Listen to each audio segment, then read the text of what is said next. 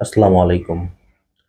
ইলিয়াস এবং পিনাকি ভট্টাচার্য আসিফ নজরুল নিয়ে যে কথা বলেছিল সেই কথাটা কিন্তু সত্যি হলো। আসিফ নজরুলকে নিয়ে ইলিয়াস পিনাকি বলেছিল যে আসিফ নজরুল রয়ের এজেন্ট। অনেকেই এটা নিয়ে সমালোচনা করছিল। অনেকেই বলছিল আসিফ নজরুল হাসিনা সরকারের 15 বছরে অনেক কাজ করেছে, অনেক কথা বলেছে হাসিনা সরকার সম্পর্কে এবং হাসিনা সম্পর্কে অনেক নেগেটিভ কথাবার্তা বলেছে। কিন্তু আপনারা একটা জিনিস লক্ষ্য করেন, এই আসিফ নজরুল হাসিনা সরকারের 15 বছরে একবারও কিন্তু জেলে যায়নি। অনেকেই বলছেন, যুক্তি দেখাচ্ছেন যে আসিফ নজরুলের অনেক ছাত্র বিচার বিভাগে চাকরি করে এবং তার অনেক ছাত্র বিচারক, সেই জন্য তাকে আদালতে বা কারাগারে যেতে হয়নি। কিন্তু বিগত হাসিনা সরকারের সময় যে সমস্ত বিচারক নিয়োগ হয়েছে, আওয়ামী লীগের বাইরে কি কেউ ছিল? আপনারা জানেন হাসিনা সরকার কিন্তু ডিএনএ পরীক্ষা করে কিন্তু প্রশাসনের লোক নিয়োগ করেছিল। তো সেই ক্ষেত্রে আসিফ নজরুল একবারও তাকে জেলে যেতে হয়নি। এবং আমরা কিন্তু ইতিমধ্যে শুনেছি, আপনারাও হয়তো শুনেছেন বিভিন্ন সময়, যে আসিফ নজরুল কিন্তু প্রধান উপদেষ্টা হওয়ার একটা পায়তারা করেছিল, কিন্তু ছাত্রদের কথা মতো শেষ পর্যন্ত কিন্তু সেটা আর হয়ে ওঠেনি। আসিফ নজরুলকে পিনাকি ভট্টাচার্য এবং ইলিয়াস হোসেন বরাবরই তার সম্পর্কে সতর্ক করে আসছিল এবং বাংলাদেশের জনগণ কিন্তু তাদেরকেই উল্টা দোষারোপ করা শুরু করেছিল যে তারা বেশি বুঝে।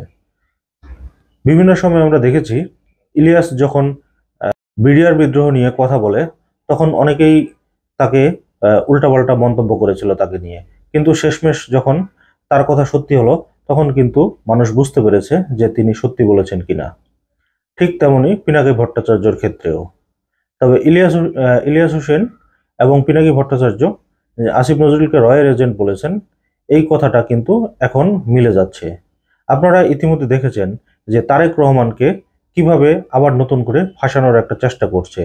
যদিও তার মামলাগুলো খারিজ করে দেওয়া হয়েছে, কিন্তু যে মামলাগুলো খারিজ করেছে সেগুলো আবার পুনরায় রাষ্ট্রপক্ষ কেন আপিল করবে, এটাই কিন্তু জনমনে ব্যাপক প্রশ্ন।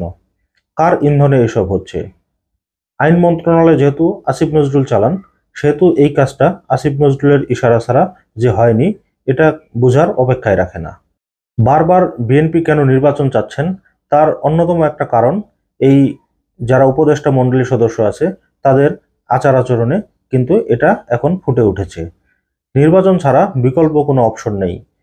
তাই যত দ্রুত সম্ভব ইউনূস সরকারকে সরিয়ে ফেলতে হবে, অথবা এই আসিফ নজরুল জাতীয় যতগুলো এজেন্ট রয়েছে তাদেরকে বাদ দিতে হবে।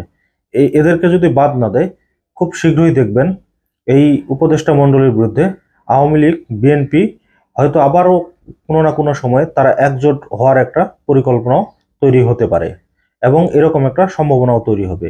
আর যদি তারা একজোট বেঁধে আবার আন্দোলনে নামে, তাহলে কিন্তু এই উপদেষ্টাদের কি হবে একমাত্র আল্লাহই ভালো জানেন।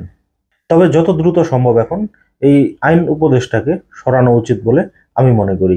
এছাড়াও অনেকেই কিন্তু এটাই মনে করেন যে এই বিচার বিচার বিভাগে যতগুলো কার্যক্রম হচ্ছে এবং যতগুলো উল্টাপাল্টা কার্যক্রম হচ্ছে, মামলা বাণিজ্য হচ্ছে, এগুলোর কিন্তু সমান ভাগীদার আসিফ নজরুল। তবে অনেকে এখন আসিফ নজরুলের পক্ষ নিয়ে কথা বলা শুরু করেছে। আমরা বিভিন্ন সময় বিভিন্ন চ্যানেলে ইউটিউবারকে দেখেছি, তারা কিন্তু আসিফ নজরুলের পক্ষ নিয়ে কথা বলছেন। তো তারা কি আসিফ নজরুলের কাছে টাকা পয়সা খেয়েছে কিনা এটা কিন্তু আমরা ইতিমধ্যে বুঝতে পারি। তো দর্শক, এই ব্যাপারে আপনাদের কোনো মতামত থাকলে কমেন্টের মাধ্যমে জানান। তো আজকের মতো এই পর্যন্তই। আল্লাহ হাফেজ।